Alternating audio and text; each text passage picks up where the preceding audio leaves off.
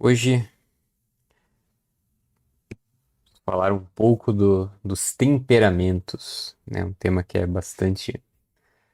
O pessoal gosta de falar de temperamento, né? Esse tipo de coisa que faz com que a gente se identifique, né? E que eu não se entenda um pouco melhor, uma coisa que chama bastante a atenção das pessoas, né? Mas o que alguns não sabem, eu até, até me surpreendi, né? Muitas pessoas não sabem, é que o, esse tema dos temperamentos, né, ele tem uma grande importância para a nossa vida espiritual, né? Ele não é só uma coisinha legalzinha para você ficar vendo meme no Instagram. É muito mais do que isso, né? Ele tem uma importância bem interessante, né, que eu quero demonstrar aqui nessa aula para vocês, né, de como que os temperamentos eles influenciam na nossa vida espiritual, né? E como o conhecimento do nosso temperamento, né, como que o estudo dos temperamentos, né, o conhecimento, né, de todas essas questões, pode nos ajudar a identificar aqueles problemas que podem estar, né, dificultando ou impedindo o nosso progresso espiritual, né, porque é realmente uma jornada de autoconhecimento, né? Então, é um caminho bem interessante, né, que eu quero apresentar aqui para vocês hoje. E o nosso grande objetivo aqui vai ser afastar duas ideias opostas, né? Então, dois erros opostos a respeito dos temperamentos, né? Então, de um lado, a gente vê muitas pessoas que de fato usam o temperamento como se fosse uma espécie de, realmente, de signo católico. Eu não vou dizer que não tem gente que use desse jeito, né? Como se fosse uma coisa um tanto determinista, ou seja, eu sou colérico, logo eu ajo desse jeito. Eu sou sanguíneo, então eu sou desse jeito, né? E usam isso como que para criar uma justificativa pelos próprios erros, né? Pelos próprios pecados, pelos próprios defeitos. E definitivamente não é esse o papel dos temperamentos, né? Os temperamentos não servem para justificar, criar justificativas, criar desculpas para os nossos erros, né? Os temperamentos, eles são uma ferramenta para nós nos conhecermos melhor e a partir disso, né, a gente conseguir traçar um caminho de progresso que seja particular, ou seja, que seja próprio para as minhas necessidades, para as minhas circunstâncias, para as minhas características, né? Então, essa primeira visão a gente quer já de cara rechaçar, né? A ideia aqui não é falar que se o seu temperamento é tal, então a sua vida espiritual vai ser desse jeito e não vai ter como, e você vai ter esses defeitos sempre, né? Muito pelo contrário, né? É só alguns indícios que vão te ajudar a olhar para si mesmo a partir dessa luz do temperamento, dessa lente dos temperamentos, para te ajudar a identificar alguns defeitos que que podem ser cruciais ali para você conseguir destravar ali o seu progresso espiritual. E também observar quais qualidades naturais que você tem, quais dons, qualidades naturais que você tem e como que você pode usá-las para servir melhor a Deus, né? Então, os temperamentos eles também não servem só para coisa ruim, né? Não é só dos defeitos, mas também das qualidades, né? E também determina, por exemplo, determinados temperamentos têm uma forma de você lidar com eles ali, por exemplo, em direção espiritual, né? Para dar conselhos e até como você conduz a sua própria vida espiritual, né? A forma como você vai se incentivar, né? Então, ou como você vai se motivar, né? Muito disso o temperamento ele vai definir o que que funciona, o que que não funciona. Funciona menos, o que funciona mais. De outro lado, a gente tem outro erro que a gente também quer afastar já de início, que é o erro oposto, né? Então, de um lado a gente tem os deterministas, né, que acham que o temperamento ele vai definir tudo da sua vida, e de outro lado a gente tem aquelas pessoas que ignoram os temperamentos, né, que dizem, isso aí é besteira, né, isso daí é signo católico, né, isso daí não tem nenhuma relevância, né, se dependesse do temperamento, então ninguém era santo, não sei o quê. Enfim, aquelas pessoas que olham para isso, até dá para compreender por que elas têm esse certo receio, né, pelo abuso que outras pessoas fazem desse tema, mas que acabam ignorando o tema dos temperamentos, sendo que não me parece a abordagem mais correta, porque, como eu vou demonstrar aqui na aula de hoje, é um tema que tem sim repercussões, né, uma coisa real, uma coisa que tem repercussões reais na nossa vida espiritual, e isso foi observado pela tradição, da igreja, né, pelos teólogos, né, que discutiram como que o temperamento ele influencia na nossa vida espiritual. Então eu quero demonstrar isso para mostrar que é um conhecimento muito relevante. Eu não vou dizer que ele é um conhecimento essencial, né? Conhecimento essencial você tem que conhecer os dogmas, tem que conhecer, né, o creio, enfim. Essencial é uma coisa.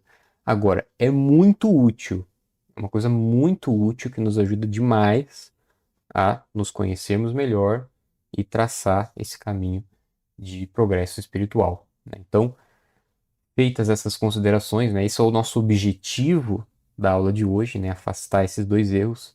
Vamos entender melhor qual que é a visão correta, né, que eu quero apresentar a respeito dos temperamentos. Então, né, para nós começarmos, né, vamos nos situarmos aqui, né? Às vezes eu estou falando aqui da importância dos temperamentos e talvez tenha pessoas aí que estão assistindo que sequer saibam o que que são os temperamentos, né? Ou ouvem outras pessoas falar, mas não sabe direito do que trata, enfim, não foram atrás disso. Então vamos rapidamente, né, conhecer o que que são os temperamentos, até para que de repente, você que às vezes acha que sabe o que são os temperamentos, e tem alguma visão equivocada, né, aprendeu isso em outro lugar, né, um lugar às vezes que aí sim tem algumas tendências esquisitas, né? Então vamos compreender o que de fato são os temperamentos, né? E depois a gente vai ver como que eles nos ajudam na vida espiritual. Então, né, para explicar brevemente aqui, né, para não fazer um curso inteiro de temperamentos, né, porque tem bastante coisa para falar. Essa questão dos temperamentos, ele ainda é uma certa teoria, então ele não é uma lei, uma regra, né, não é uma coisa assim, cientificamente comprovada, né, não é nada disso. Ele ainda é uma teoria, porque ninguém conseguiu cravar ainda para explicar o que que explicam os temperamentos, ou seja, qual que é a explicação científica, né, o que que gera isso, né, cientificamente, geneticamente. Ninguém sabe muito bem, assim, a resposta definitiva para isso. Então ele ainda é uma certa teoria.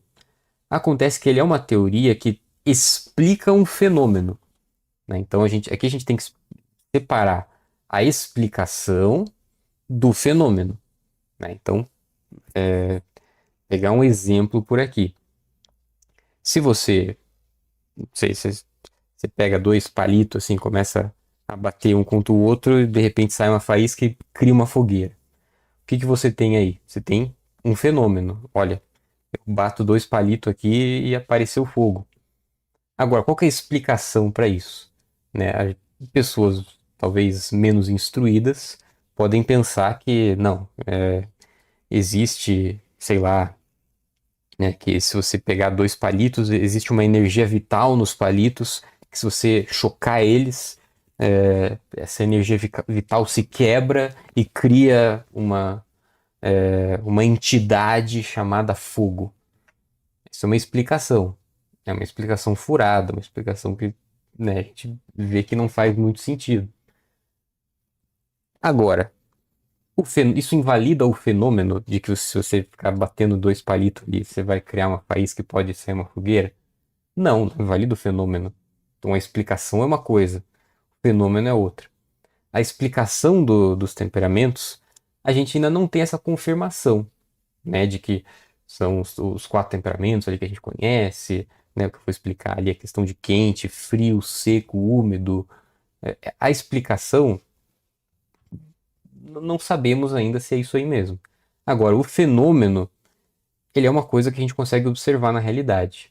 né? Então, se você discorda da teoria dos temperamentos, não necessariamente você vai conseguir negar o fenômeno de que as pessoas são diferentes.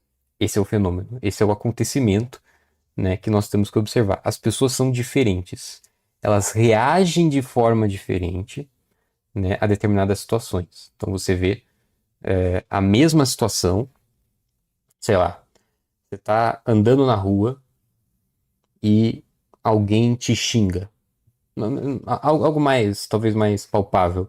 Você está no trânsito, alguém faz alguma coisa no trânsito ali e te xinga, abre a janela e começa a te xingar.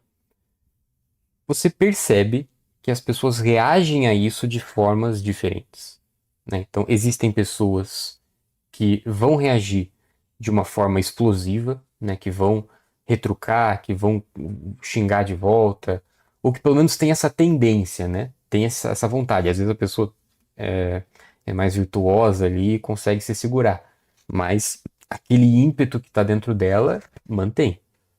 Então, certas pessoas, um certo grupo de pessoas reage dessa forma.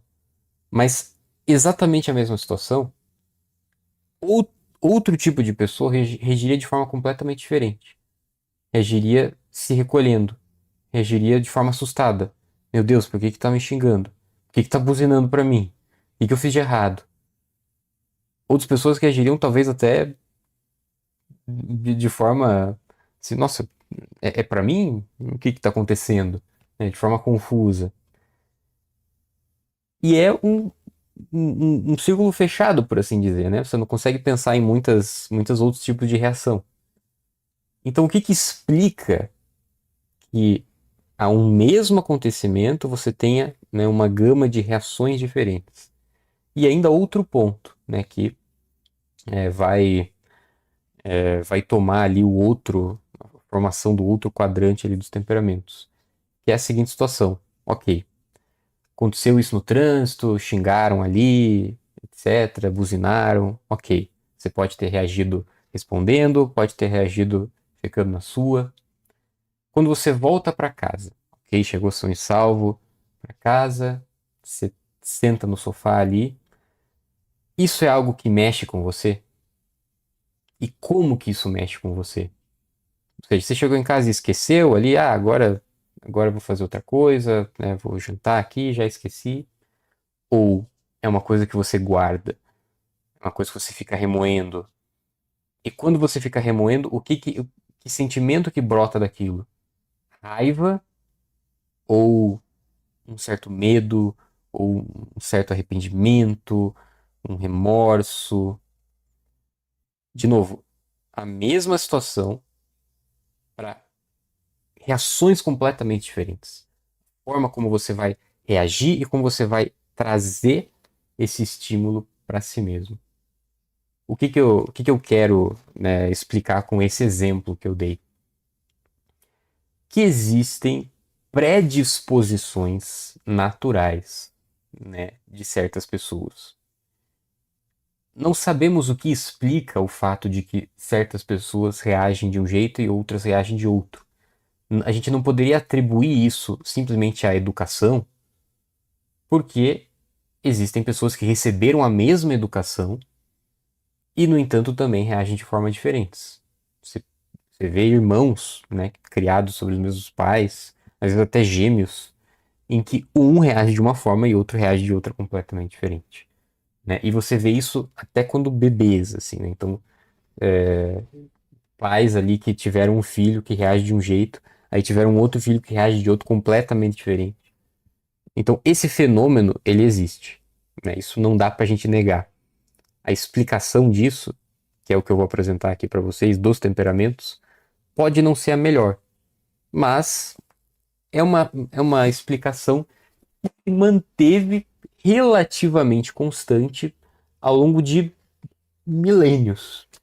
Então a gente entende que, ok, alguma coisa de verdade parece que existe ali, ainda que não necessariamente tudo, né? Então a primeira grande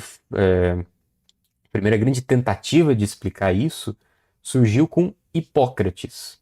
Então, Hipócrates, para quem não sabe, é o pai da medicina. né? Existe, né, o juramento de Hipócrates, toda aquela coisa.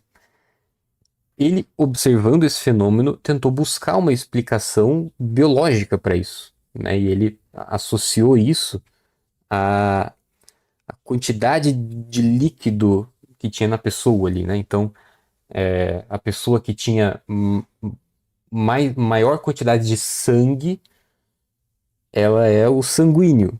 A pessoa que tinha maior quantidade de fleuma, que é um outro tipo de líquido, é fleumático. A pessoa que tem mais cólera é colérica, né? Enfim, ficou. Ele tentou buscar essa explicação biológica ali, mas que viram que não era bem assim.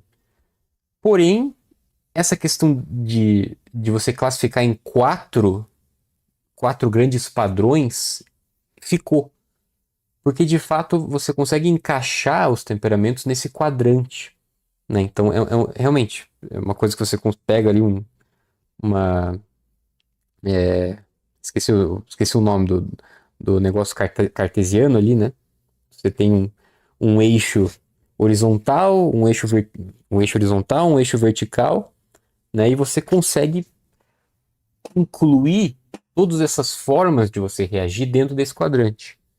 Então, o que a gente tem? Né? Aquelas pessoas que reagem rapidamente, né? Então aquela pessoa que nessa briga do trânsito responderia, né? Que responderia a pessoa ali, talvez xingaria de volta, pertencem ao quadrante que joga, né? Então, pensando num quadrante aqui de um eixo horizontal, vai jogar isso para o eixo, né, de cima, que são os temperamentos que a gente chama de temperamentos quentes, ou seja, aqueles que reagem rapidamente, né? Então, de fato, quando uma coisa quente é uma coisa que tá, uma coisa aquecida, é uma coisa que está mais veloz, mais rápida, né? Quando está no, né, num dia de calor ali, você quer sair de casa, você quer praticar esporte, você quer passear, então você está mais ativo. Quando você está no inverno, que nem agora em Curitiba, que a gente está entrando no inverno, né, as temperaturas estão mais baixas, a gente quer ficar o quê? A gente quer ficar encolhido, a gente quer ficar em casa, né? Então, por isso que aqueles que reagem mais rapidamente, né, que são mais ágeis, vão pro, pro lado de cima, por assim dizer, desse eixo, e os temperamentos frios vão pro eixo de baixo. Agora, existem só duas formas de reagir? Não. Porque a gente viu que não é somente como você reage aos acontecimentos, mas também como que você armazena os acontecimentos. E existem aquelas pessoas que guardam os acontecimentos afetivamente e outras pessoas que não guardam. Então aí a gente consegue colocar um outro eixo, né, que é esse eixo vertical, e distribuir ali, em vez de cima e baixo, da esquerda para a direita. Então, aqueles que aconteceu aquilo ali, independentemente da forma como reagiram, se reagiu respondendo ou não. Se você guarda aquilo, se aquilo é uma coisa que você fica remoendo, fica pensando naquilo e fica trazendo de volta, então você tem um temperamento que é dito seco. Algo que, ou seja, algo que busca uma certa solidez ali, né? Por isso que é uma coisa que se materializou ali. Agora, se aquilo ali não causa muita influência em você, né? Só foi algo passageiro, depois você segue a vida, então você está no eixo que é dito úmido, que é algo que é o contrário dessa solidez ali, de algo seco, né? É algo que é mais passageiro ali, né? Algo mais volátil, por assim dizer. Então, você consegue formar um quadrante. E esse quadrante ele forma, né, os quatro temperamentos. Essa é a teoria que explica, né, que busca explicar esse fenômeno, é a teoria dos quatro temperamentos. Né? Então, formando, né, esses quatro quadrantes, né, nesse eixo ali. Eu ainda esqueci o nome do negócio cartesiano lá, se alguém puder me lembrar. Plano cartesiano, exatamente. Plano cartesiano. Então você coloca num plano cartesiano, você consegue separar melhor os temperamentos. Assim, né, Hipócrates, ele, né, com essa teoria ali dos líquidos, enfim, ele classificou dessa forma. O colérico, é aquele que está no eixo quente e seco, ou seja, aquele que reage rapidamente e armazena essas informações. O sanguíneo, ele é quente também, só que ele está do outro lado. Ele é quente e úmido. Portanto, ele reage também rapidamente, mas não armazena aquilo afetivamente. O fleumático, ele está do lado de baixo e do mesmo lado do sanguíneo. Então ele é frio e úmido. Por quê? Porque ele não reage rapidamente, ele demora para reagir e muitas vezes nem reage, e ele nem armazena aquilo, então é uma coisa passageira. Então as coisas externas pouco influenciam no fleumático. E depois você tem o melancólico, né, que você volta para o lado onde estava o colérico, da parte de baixo, que é temperamento frio e seco. É aquele que também não reage rapidamente, porém armazena aquela situação, e aquela situação ela vai se solidificando, né, vai crescendo por dentro do melancólico. E assim você tem esses quatro temperamentos. Né? Então, como que hoje nós entendemos isso, né? Já que a teoria lá dos líquidos não vingou, por assim dizer. Né? Viram ali que biologicamente não tinha. Não se sustentava, né? Hoje a gente entende como categorias de personalidade, ou seja, né, traços de reação emocional e comportamental, sem fundamento biológico nos humores ali, né, que é o que eu comentei, mas ainda úteis para descrever diferenças individuais, né? Então, apesar da teoria, né, dos humores, dos líquidos ali não funcionar tão bem, essa divisão em quadrantes funcionou. Tanto é que ficou ao longo, né, desses séculos, né, permaneceu essa mesma explicação e hoje a gente usa até hoje, né? Então, algo de verdade existe ali, né? Nem que seja num âmbito mais simbólico, né? E aqui eu poderia explorar também a questão simbólica dos temperamentos, né? Então, frio e seco é o temperamento da terra, frio e úmido é o temperamento da água, quente e úmido é o ar, quente e seco é o fogo, né? Os quatro elementos. Mas não vou entrar nessa questão específica. Quem sabe algum dia eu desenvolvo um pouco mais a questão simbólica, mas não é o objetivo. Aqui é mais que a gente. Ok, entendemos o que são os temperamentos, né? Acredito que sim. Agora, necessariamente você vai ter que se encaixar ali, né? Então, muita gente critica os temperamentos por conta disso, né? Ah, eu tenho que me encaixar nesse estilo. Por quê? O que a gente falou é a coisa mais básica dos temperamentos.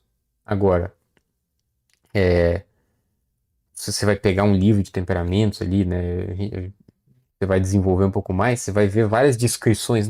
O melancólico, ele é assim, assado, ele é desse jeito, faz isso e aquilo. Não necessariamente você sendo melancólico, você precisa se identificar com tudo aquilo, né? Aquilo são descrições ali que a gente tenta fazer, mas podem não ser tão precisas. Até porque a sua vida ela não é só temperamento, né? Você tem um temperamento, mas você tem também sua formação do caráter, sua personalidade, sua educação, suas virtudes, tudo isso vai se somando para criar a sua pessoalidade, quem você é de fato. Você não é só o seu temperamento, né? Então, isso que a gente precisa entender também. Porém, não significa que você tenha necessariamente um temperamento puro. Você é só colérico, você é só sanguíneo, você é só fleumático, só melancólico. E geralmente a gente tem alguma combinação. Então, quando a gente vê na prática ali, né, você tem também elementos de outros temperamentos, só que normalmente você tem um que predomina. Então, você tem um temperamento predominante e um temperamento secundário, que normalmente é aquele que está próximo, né? Então, alguns estudos ali de temperamentos identificam como que três formas de cada temperamento. Então, existem três tipos de coléricos, três tipos de sanguíneo, três tipos de fleumático, três tipos de melancólico, né? Então, os puros ali, né, aqueles que são mais próprios desse temperamento, e aquele que tem influências do temperamento próximo, né? Então, digamos, o melancólico ali, ele está próximo do colérico pelo eixo de ser seco e próximo do fleumático pelo eixo de ser frio. Então, existe o melancólico puro existe o melancólico mais fleumático e existe o melancólico mais colérico. Então, algumas variações ali que explicam por que não necessariamente a gente vai se encaixar em cada um deles. Eu acho que eu até acabei me estendendo demais na explicação dos temperamentos, mas eu precisava que todos nós estivéssemos bem acordados em relação a isso. Tem muito mais a falar sobre os temperamentos, né, o que explica os temperamentos, né, toda a questão simbólica que eu comentei, talvez explicar um pouco mais essas outras vertentes ali, né, de você ter 3 tipos de cada temperamento, mas eu acho que isso seria algo mais para um curso mesmo dos temperamentos, que, enfim, está nos planos ali para quem é nosso aluno do Clube Patronos, né, tenho estudado esse assunto, porém ainda, né, para o nosso objetivo aqui não precisamos de tantos detalhes.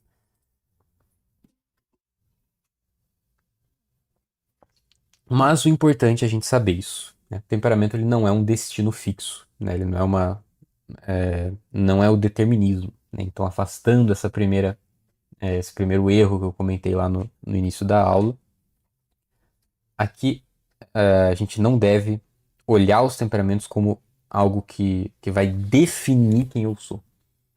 Na verdade, né, os temperamentos eles são não somente um aspecto do nosso ser, mas eles são o aspecto mais básico do nosso ser. Então, é o aspecto mais primário do nosso ser. Se a gente for olhar ali, né, por exemplo, a concepção do ser humano, né, o ser humano ele não é puramente ser humano, assim, né? O que é o ser humano?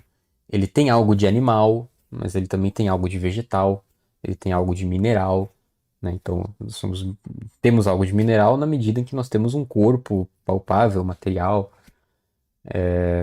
Nós temos algo de vegetal na medida em que nós temos crescimento, né? Nós temos uma alma vegetativa, né? Nesse sentido de crescimento, né? De nutrição. Temos uma alma animal, ou seja, nós temos princípios de automovência, né? Nós temos sentimentos, né? Tudo isso que faz parte desse aspecto animal do homem. E aí sim nós temos aquele aspecto que é próprio do homem, que é o ser racional, né? Nossa alma racional é o que nos torna, que nos diferencia dos outros animais e que, né, permite que a gente nomeie o ser humano como animal racional, né? Então, animal é o gênero próximo e a diferença específica é racional. Onde que está o temperamento nisso, né? Alguns explicam o temperamento como estando nesse aspecto vegetativo, né? Ou seja, não é nem do nosso aspecto animal, é um aspecto até anterior, é um aspecto vegetativo ou até mesmo mineral ali. Então, é uma constituição, de como nós somos feitos ali. Então, como se tivesse um material para trabalhar e criar uma estátua, né? Você pode fazer uma de madeira, uma de mármore, uma de pedra, né? Então é esse material sobre o qual você vai trabalhar, né? Então, ou seja, não é nem o vegetal, né? Não é nem a alma vegetal, é a nossa constituição material. Não sei se eu cheguei a falar alma material. Se eu falei, esqueçam isso, que é besteira. Material, a matéria não tem alma, né? Mas enfim. É um aspecto material, é um aspecto mineral do nosso ser. Ou seja, é onde a gente vai trabalhar, incluindo todos os outros elementos da constituição do nosso ser, né? Então, nós somos feitos de pedra, nós somos feitos de mármore, nós somos feitos de madeira. Ou seja, quem vai fazer uma escultura sobre a madeira precisa saber como que funciona a madeira. Ela pode criar uma arte linda em madeira, mas ela vai precisar saber como é que funciona a madeira, que a madeira é uma forma diferente ali de você modelar, né, que é diferente da pedra, que é diferente do mármore, que é diferente de argila, enfim. Você precisa saber essa constituição. A partir disso, aí sim você vai construindo essa estátua. Temperamentos, a mesma forma. Os temperamentos da mesma forma. É, é algo que nós não podemos mudar em nós não podemos mudar o temperamento, mas tudo que nós vamos acrescentando aos temperamentos é o que faz parte de quem nós somos. Então, você tem os temperamentos numa primeira camada. A partir dos temperamentos, você consegue adicionar como que uma outra camada, né, que seria da sua educação. Então, você educa o temperamento. A sua educação ela é voltada a desenvolver virtudes, então ali você já coloca um outro aspecto. Enfim, você vai moldando o seu temperamento para ser quem você é hoje, né? E de modo até a vencer características que são próprias do seu temperamento. Então, essa é a vantagem do temperamento, né? E que eu queria chegar. É saber do que nós somos feitos, né? Como que pensar. De qual material eu sou feito, para eu saber qual é a melhor forma de me modelar. Então, se eu sou feito desse material, sou feito de água, como o fleumático, então é uma forma de modelar. Não adianta eu ficar é, querendo agir como se fosse um colérico, né, querendo incentivar um fleumático como se fosse um colérico, que não vai dar certo. Você precisa de outros métodos de incentivo, você precisa de uma outra abordagem, né, de outras práticas. Então, essa é a primeira grande utilidade dos temperamentos. Saber do que você é feito. E sabendo do que você é feito, como que você pode modelar, né? Se automodelar. Por isso que tudo que a gente vai trabalhar depois em relação à vida espiritual depende dessa constituição. Perguntaram aqui, são somente 4 os temperamentos ao livro de um padre chamado Os Oito Temperamentos, o conhecimento de si mesmo. Eu não cheguei a ler esse livro, mas eu li um outro livro que tinha essa mesma teoria dos 8 temperamentos, né? Que inclusive quem propaga essa teoria dos 8 temperamentos para explicar esse mesmo fenômeno, então digamos, de novo, é uma outra teoria para explicar o mesmo fenômeno. São os padres do Instituto Verbo Encarnado, né? Eles propagam bastante essa teoria dos 8 temperamentos. O livro que eu li o livro chama O Exame Particular. Ali ele apresenta essa teoria ali também. Assim, é uma explicação possível. É uma coisa que assim, eu não me identifiquei tanto, né? Eu acho que assim, complica mais. Me parece que os 8 temperamentos, na verdade, você pega essa visão de você ter 3 temperamentos, três tipos diferentes de cada temperamento, e você meio que modela para que cada um tenha um nome diferente, né? Mas está meio que no mesmo quadrante. Então você pega o colérico sanguíneo e dá um nome de outro temperamento, como se fosse um quinto temperamento. Aí você pega o melancólico fleumático e dá um outro nome, daí fica como se fosse um sexto temperamento. Então me pareceu isso. Claro, eu não me aprofundei na teoria ali para entender melhor as razões, mas eu não gostei tanto. Assim, não, eu ainda prefiro a clássica teoria dos 4 temperamentos. Mas nada contra também. Não estou aqui criticando nem nada. É só uma questão de preferência. Mas enfim, explicando, né, por que existe também essa abordagem dos 8 temperamentos, mas que eu particularmente não sou muito fã. Então, agora que a gente entendeu o que são os temperamentos, vamos ver como que os temperamentos, né, como que a tradição espiritual católica lidou com essa questão, com essa teoria dos temperamentos ao longo da história. Então, aqui eu separei algumas citações, algumas de alguns autores, né, de alguns santos, de como que eles também observaram influências do temperamento no desenvolvimento da vida espiritual, no desenvolvimento de virtudes, né, em como que você vai educar em determinadas situações, né? Então, para a gente observar que de fato é algo que tem uma importância na vida espiritual. Claro, não é uma coisa para a gente pensar e dizer, nossa, isso daqui é essencial. Se eu não souber o meu temperamento, eu não vou ser santo. Não está nesse nível de importância. Mas é muito útil, né? Então é uma ferramenta muito interessante. E aqui eu vou mostrar, né, como que os santos lidaram com isso ao longo dos séculos. Então, Então, o primeiro aqui que eu separei foi Santo Tomás de Aquino. Então, eu tenho até o livro aqui do lado para mostrar, eu até deixei na página. Uma teológica, claro, né, de São Tomás de Aquino. Aqui é a Prima Secunde, então a primeira parte da segunda parte, não sei como é que traduz isso, mas enfim, é Prima Secunde, né? Então, a Suma Teológica ela tem três partes. A segunda parte é dividida em duas, então é a primeira da segunda parte, por assim dizer. Ali, São Tomás de Aquino, na questão 65, artigo 1, ele vai falar da conexão das virtudes. Então, aqui é o Tratado das Virtudes, né? Então, ali ele está discutindo toda a numeração, quais são as virtudes teologais, as virtudes morais, enfim, ele está discutindo as virtudes. Em determinado momento, né, na questão 65, ele está tratando da conexão das virtudes, ou seja, se as virtudes morais elas se conectam, né? Então, se uma virtude está ligada à outra, então ele está tratando disso daqui.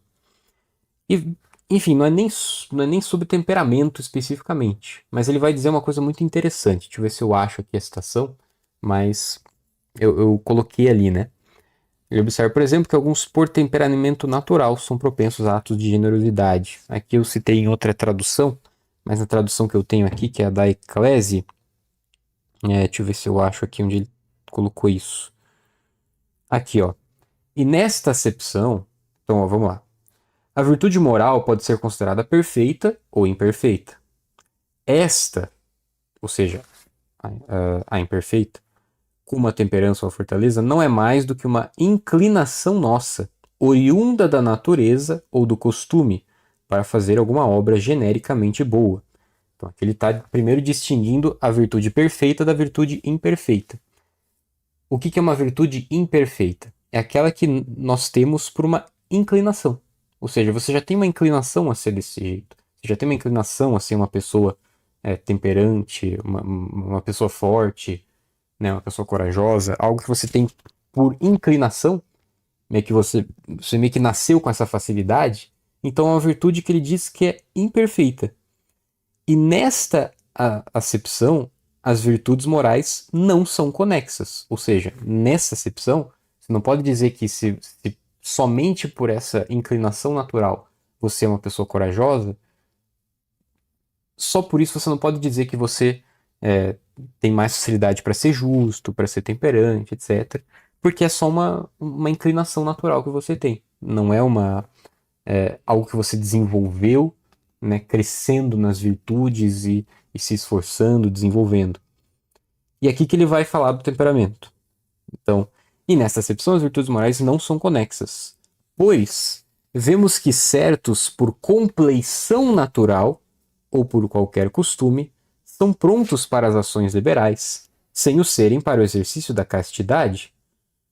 Ou seja, aqueles que existem algumas pessoas que têm certas virtudes por inclinação natural, e essas virtudes elas são imperfeitas. Ou seja, uma pessoa por natureza ela é mais que ele diz aqui, né, prontos para ações liberais. Então uma pessoa que se doa mais para os outros, né, que tá ali gosta de ajudar os outros, não é porque ela é assim que ela vai querer que ela não vai ter problemas com a castidade, por exemplo. Porque essa é uma virtude imperfeita, que ele só tem isso por inclinação natural.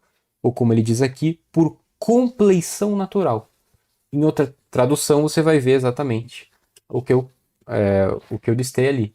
Por temperamento natural. Ou seja, por uma constituição, essa compleição natural, essa constituição natural faz com que determinadas pessoas sejam propensas a determinadas virtudes e não a outras. Então, nesse sentido, as virtudes morais não são conexas. Claro, aqui ele vai se estender bastante ali para provar que as virtudes perfeitas sim são conexas. Então, quando você desenvolve uma virtude, aí você vai estar desenvolvendo as outras necessariamente. Mas aqui a gente já tem um indício, né, que o temperamento ele pode fazer com que nós tenhamos uma facilidade para determinadas virtudes. Né? Isso aqui está na Suma Teológica. Lá no século XIII, então ele já cita temperamento natural, né? depende da tradução ali, mas isso tem sim. Perguntaram aqui: você acredita que podemos ver como algo positivo os pontos negativos a fim de buscar justamente as virtudes que vai combater os pontos negativos e por essa via que vamos também descobrir nossa vocação? Deixa eu ver se eu entendi a pergunta. Podemos ver como algo positivo os pontos negativos, a fim de buscar justamente as virtudes que vão combater os pontos negativos. Como algo positivo, os pontos negativos. Não sei se eu entendi muito bem a pergunta, que teve vários positivo, negativo. Não sei se puder mandar de novo ali, aí mais tarde eu tento responder. Enfim, seguindo aqui. Santo Tomás de Aquino teve essa citação ali. Alguns séculos depois, Santa Teresa d'Ávila, então se pegar ali alguns escritos de Santa Teresa, acho que em algumas cartas ali, mas eu sei que tem nas obras completas de Santa Teresa. Essa, infelizmente, eu não tenho na minha biblioteca, mas de fato tem isso, né? Ela alerta, né, alguns casos de religiosas com inclinações melancólicas, né? Então, ela dá algumas orientações de como lidar com elas na vida comunitária. E, se eu não me engano, ela até cita que ela curou a melancolia ali, né? Então, algumas freiras que têm essa tendência mais melancólica, né, desse temperamento, ela curou as dificuldades espirituais que elas tinham, não necessariamente fazendo penitências ou coisas do tipo, que talvez funcionaria para um colérico, mas ela cita que fez elas se divertirem um pouco. Então, faz alguma coisa que você gosta ali, né? Come bem, e assim ela conseguiu curar essas dificuldades que as freiras melancólicas. Então, Santa Teresa ela cita, né, que os temperamentos ali das irmãs que ela cuidava, né? Ela era reitora ali, ela conseguia lidar com isso a partir de conhecendo o temperamento dessas irmãs.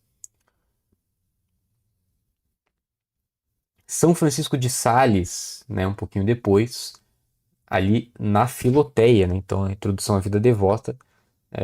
Acho que eu não tenho perto aqui, mas enfim, não vou sair daqui para pegar o livro.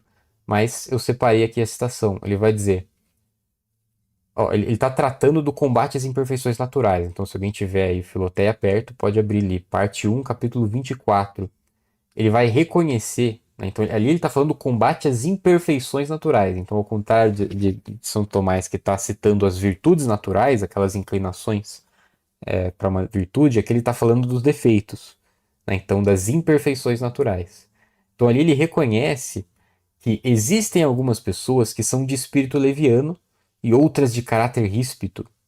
Muitas há de ânimo indócil e difícil de aceder aos conselhos e às palavras de amigos. Outras que têm a bilis fácil de inflamar-se. Então, olha, talvez aqui ele faz até uma situação que lembra bastante a teoria lá de Hipócrates, né? Tem a bilis fácil de inflamar-se. E muitas outras que possuem um coração por demais terno e suscetível a amizades humanas. Então, aqui claramente uma referência aos coléricos e aos sanguíneos, aqui nessas últimas duas coisas. Aqui ele está tratando mais de você vencer os defeitos do seu temperamento. Então, ele quer dizer ali como que você vence essas imperfeições naturais, né? Então, é um outro aspecto, mas também levando em conta o temperamento. Então, mais uma citação aqui, né, de um santo, né, falando como os temperamentos, né, nos ajudam a identificar o nosso caminho ali de progresso espiritual. Se a gente for pegar mais recentemente, então puxando aqui, né, para os teólogos dominicanos do século passado, né, dois gigantes aqui da teologia, né, Garrigou Lagrange e Antônio Royo Marim. Garrigou Lagrange, para quem não sabe, foi o orientador do doutorado de São João Paulo II. Então, não é qualquer pessoa, né? Ali, se você pega os livros deles, né, ali eles tratam explicitamente dos temperamentos. Então, ali nesses escritos dos santos, a gente tem que meio que caçar ali alguma menção, talvez porque eles não tinham esse conhecimento da teoria dos temperamentos. Acho que Santa Teresa até tinha. Santa Teresa fala um pouco mais explicitamente, mas muitos não tinham essa explicação ali, mas conheciam esse fenômeno, observavam esse mesmo fenômeno que os temperamentos buscam explicar. E por isso que eles conseguiam conseguiam direcionar, ó, a partir disso, né, a partir desse temperamento você precisa vencer esse defeito, ou você tem essa qualidade natural, mas que você ainda precisa desenvolver nas virtudes. Perguntaram qual página de Filoteia. Então, a página vai depender da edição, né? Cada editor ali vai ter uma página diferente. Então, por isso que eu citei ali a parte do livro, né? Então, é a parte um, né? A Filoteia ela tem várias partes, né? É a parte um, capítulo 24, né? Então, se for ali no sumário, acho que vai ser mais tranquilo de achar. É quando ele fala do combate às imperfeições naturais. Então, Garrigou Lagrange e Antônio Royo Marim, eles citam explicitamente os temperamentos, eles, inclusive, tem, o Garrigou Lagrange ele vai falar, né, do defeito dominante, ele vai citar ali que o temperamento é fundamental para você, é muito importante para você conhecer o seu defeito dominante. E o Roy Marin ele vai ter um capítulo da sua teologia da perfeição cristã só para os temperamentos. Né? Então ali ele vai citar o temperamento sanguíneo, melancólico, fleumático, colérico. Então ele vai citar e dizer, olha, como que esse temperamento ele pode ser melhorado de tal forma. Então, realmente, a teoria dos quatro temperamentos ela foi incorporada na tradição espiritual católica. Né? Ela já vinha sendo observada ali em alguns pontos específicos pelos santos, mas esses teólogos que tratam da teologia cética, a teologia cética e mística, incorporaram essa teoria dentro do estudo da vida espiritual. Então aí a gente vê como de fato é um conhecimento muito importante, não é só uma mera curiosidade, né? É de fato algo que tem uma relevância, que tem uma importância.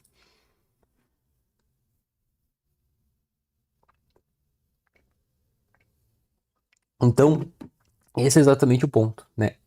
O conhecimento dos temperamentos pode ser um grande auxílio no nosso caminho espiritual. Então, né, considerando isso, a gente consegue, né, retroceder ali, olhar para a vida dos santos e reconhecer neles essas tendências e como que eles superaram as tendências más do temperamento e a partir das tendências boas do temperamento souberam usar bem esses dons, usar bem essas qualidades do temperamento para também servir a Deus. Então aqui a gente pode citar diversos exemplos. São Francisco de Sales, né, o mesmo autor da Filoteia, ele tinha um temperamento muito colérico, né? Então é bem famosa a história, né, de que ele atendia as pessoas numa mesa, né, e ele ficava irritado. Daí uma forma que ele encontrou de segurar a ira dele era com que rasgando a mesa por baixo ali. Daí foram ver depois. Ele era sempre visto como uma pessoa muito mansa, muito calma, né, muito tranquila. Isso por virtude dele, né? Mas por muito tempo ele precisou segurar essa tendência como? Rasgando ali a mesa. Então vocês foram ver a mesa e tinha, nossa, tava toda destruída por baixo porque ele rasgava ali, ele descontava a raiva dele ali, né? E isso fez parte dessa educação do próprio temperamento até ele alcançar essa mansidão. Ou também São Pedro, se a gente olha ali nos evangelhos, a gente vê muitos sinais ali de uma pessoa sanguínea, né? Então, uma pessoa espontânea, impetuosa ali, que às vezes a boca vai mais rápido do que a cabeça, assim, né? Então, ele vai lá e falava, não, Cristo, eu vou morrer por ti, né? Eu nunca vou te deixar, né? Então, ele se empolgava muito, só que ele também era muito inconstante, né? Então, ao mesmo tempo em que ele tinha esses ímpetos ali de fervor, ele também caía muito facilmente, tanto que ele chegou a negar a Cristo, mas também, claro, se reergueu, se arrependeu e tudo, mas é uma característica muito própria ali de um temperamento sanguíneo. E se a gente olhar para São Paulo, por exemplo, a gente já vê, né, como São Paulo era zeloso, ele era implacável, né, ele era muito determinado, características de uma pessoa colérica, né, a mesma coisa se a gente for olhar a vida de Santo Inácio de Loyola, né, que era uma pessoa muito reconhecida, né, por esse temperamento colérico, né, ou Santa Teresa Benedita da Cruz, né, Edith Stein, né, as próprias as próprias reflexões dela, né? Então, né, uma grande filósofa e teóloga. Então a gente vê como que o temperamento melancólico, essa interioridade dela fez com que ela ajudou ela, querendo ou não, a encontrar o caminho de Cristo.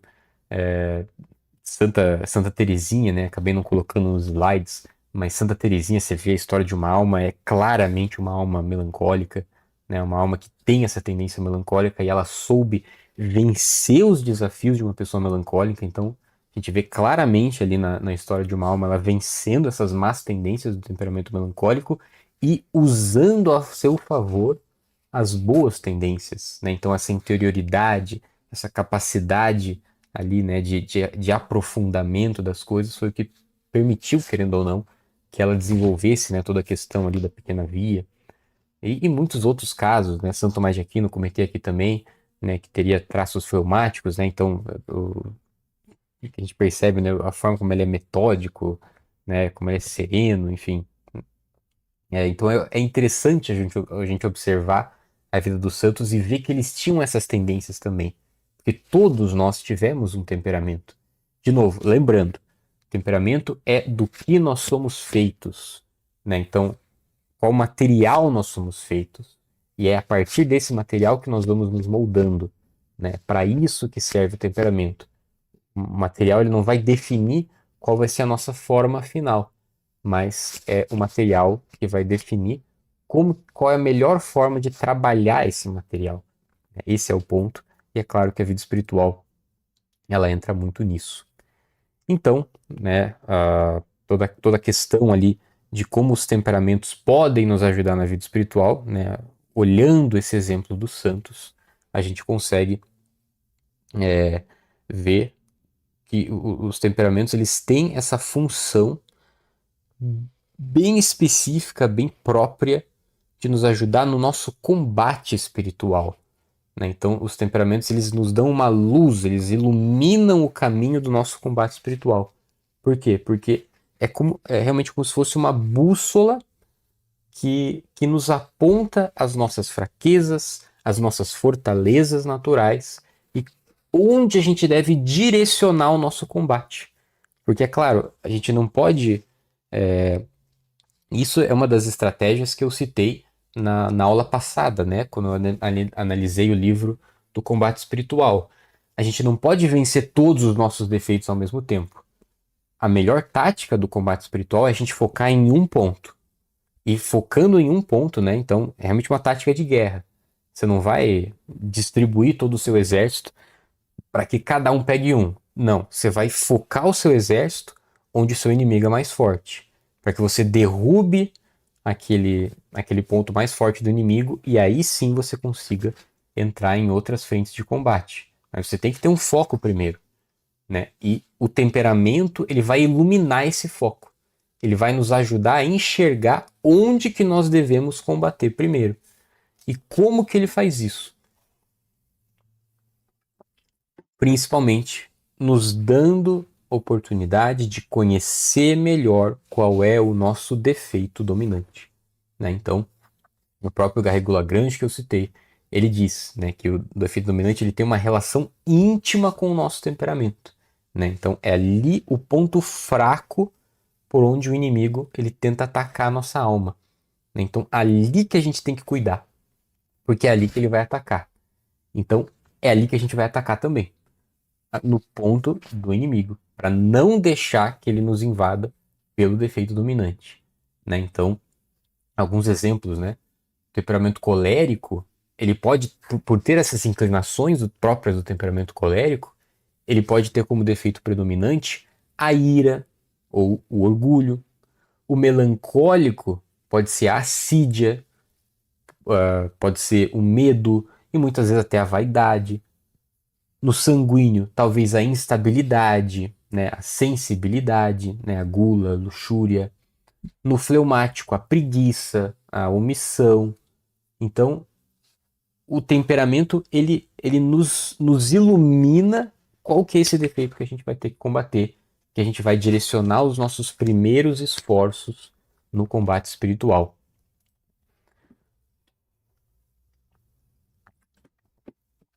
Além disso, os temperamentos eles também nos indicam quais são as nossas virtudes e dons. Então, cada temperamento ele traz ali dons e tendências positivas que a gente pode usar para o bem, né? Então, que a gente pode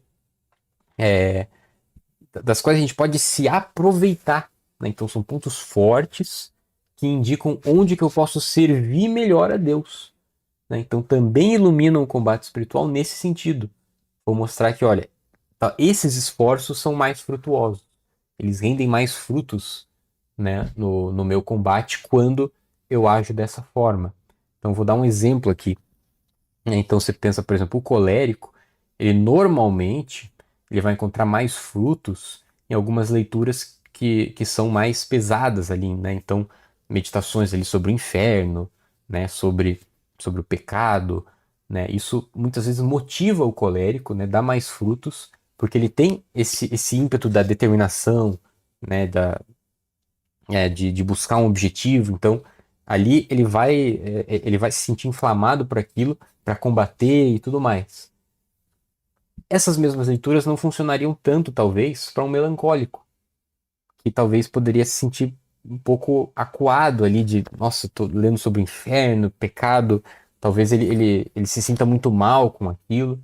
Então, talvez para o melancólico, né, leituras mais sobre o abandono, sobre a vontade de Deus, né, sobre algo, né, a paz interior, motivam mais o melancólico. Então, é para você saber onde você se motiva mais, onde aquilo vai dar mais frutos.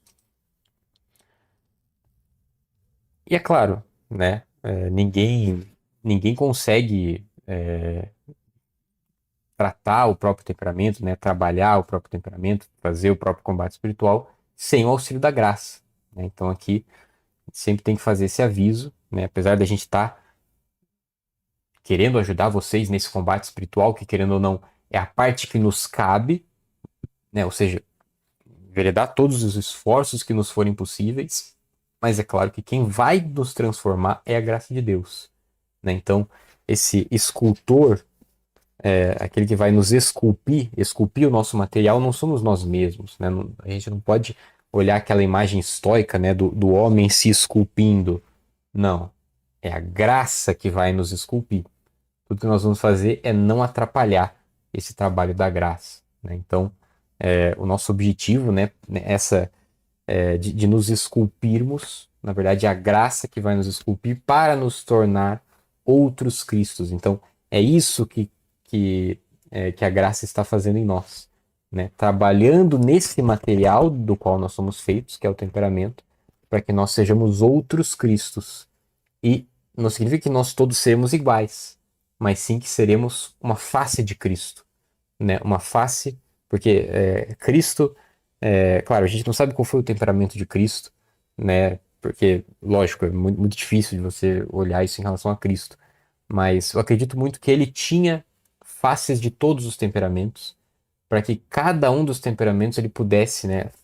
Eu que sou melancólico, eu possa ser uma representação da face melancólica de Cristo, né? Ou alguém colérico seja uma representação da face colérica de Cristo e assim por diante, né? Para que o Espírito Santo vá nos esculpindo para nos tornarmos outros Cristos e fazer resplandecer aquele aspecto de Cristo que ele quer que brilhe em nós. Então, esse, assim, no fim das contas, né, é esse o grande objetivo que a gente tem com os temperamentos.